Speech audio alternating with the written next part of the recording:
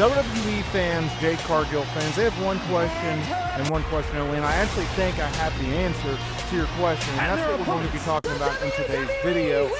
Is it over for Jade Cargill?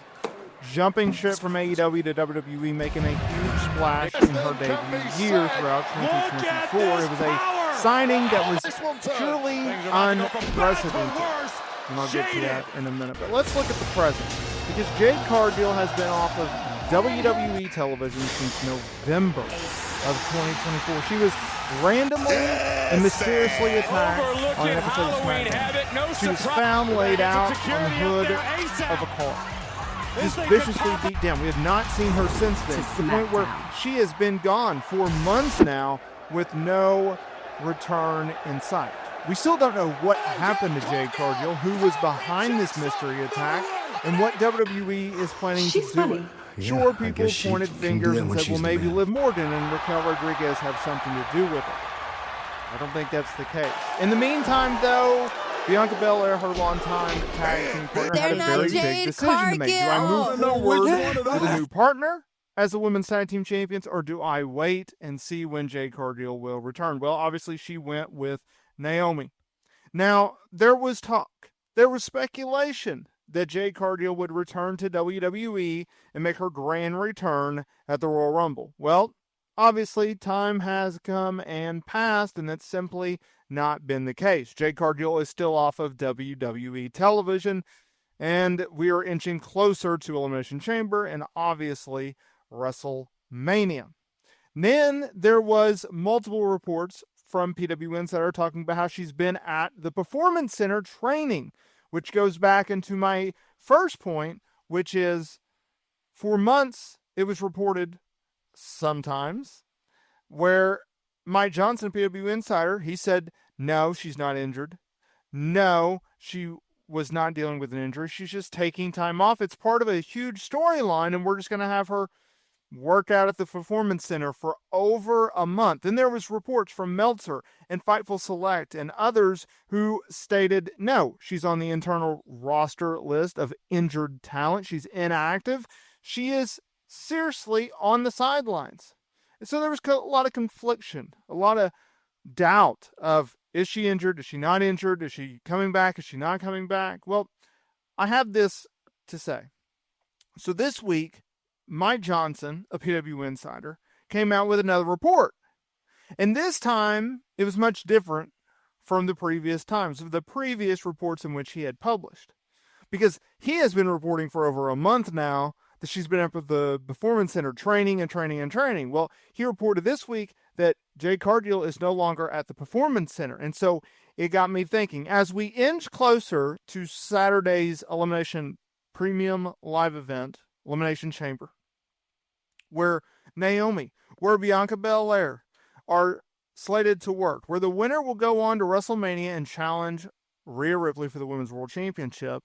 And as we get closer to WrestleMania, I think we are in store for the wait to be over with. I think it is time to say no more.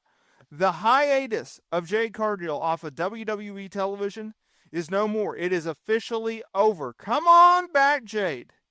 Because you wouldn't have Jade Cargill make her big return before the Elimination Chamber, right? It wouldn't make much sense.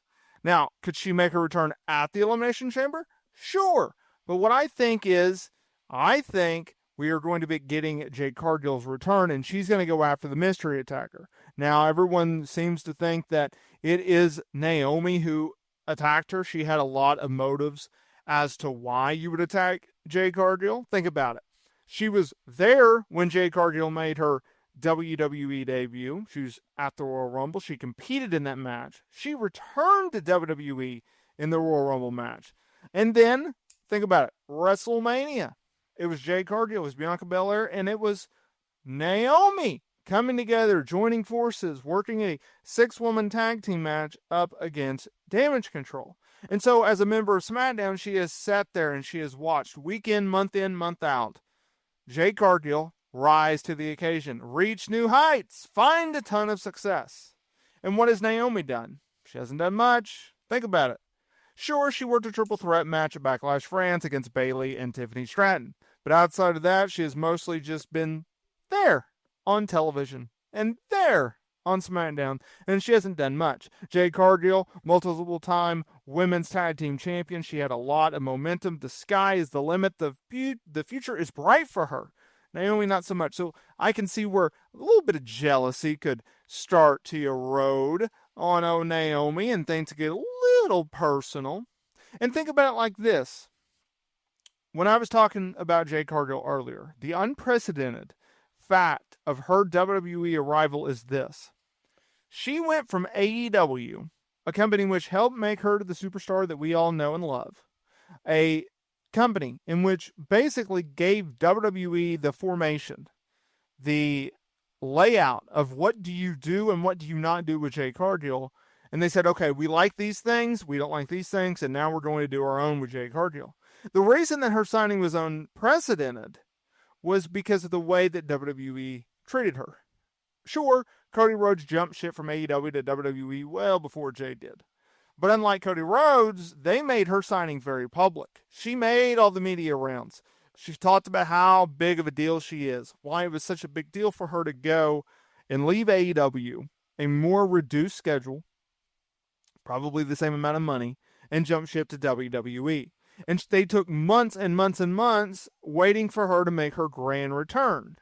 Her grand return to television, her WWE debut. Well, why did they do that? Because A, she's green.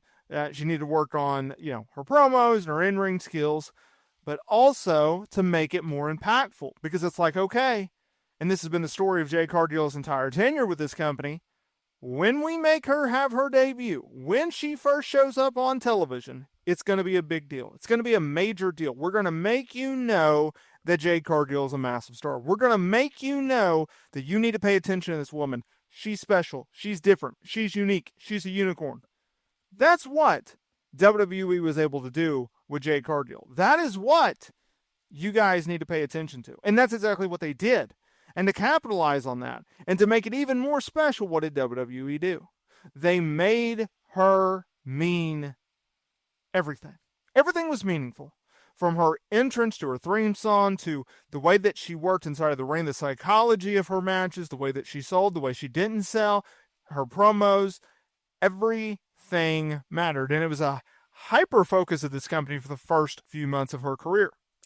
Now, as time went on, obviously they made her sell more. They made her more vulnerable because, she's a babyface. As a babyface, you can't be just a smashing machine out there, right? Not everyone is Goldberg. Not everyone is the Ultimate Warrior. You need a little sympathy behind a babyface. And that's what they were able to do with Jade. And she also got to learn. So keep that in mind. So I think the wait is coming to a close for Jade Cargill. I just don't know exactly when that wait is coming for Jade Cargill.